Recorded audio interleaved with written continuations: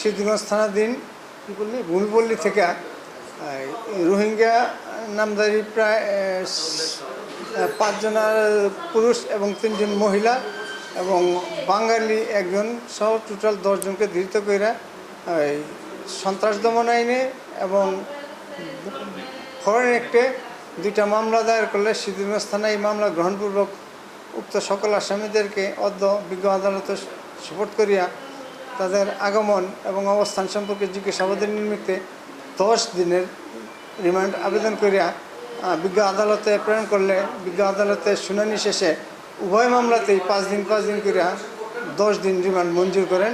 আসামিরা এখন কারাগারে যাবে, কারাগার থেকে আইন প্রয়োজনে তাদেরকে জিজ্ঞাসাবাদের জন্য সংশ্লিষ্ট থানায় নিয়ে যাবে।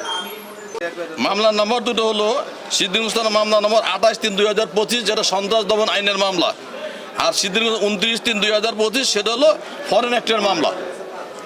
আজকে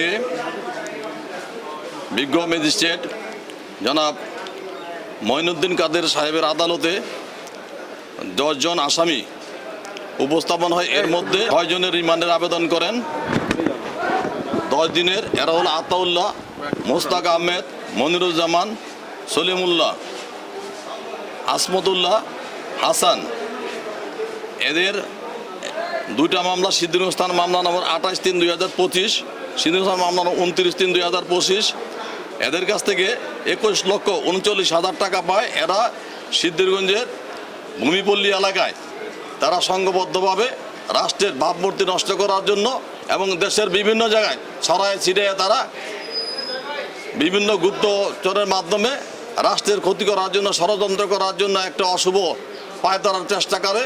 পুলিশ গোপন সূত্রে সংবাদ পাইয়া তাদেরকে ধৃত করে এবং তাদের সিদ্ধিগঞ্জে ভূমিপল্লী থেকে যাদের ধৃত করে তাদের কথা মতো ময়মনসিংহ থেকে আরও গ্রেপ্তার করে বিজ্ঞ আদালতে উপস্থাপন করলে তাদের 10 দিনের রিমান্ডের আবেদন করেন তদন্তকারী কর্মকর্তা।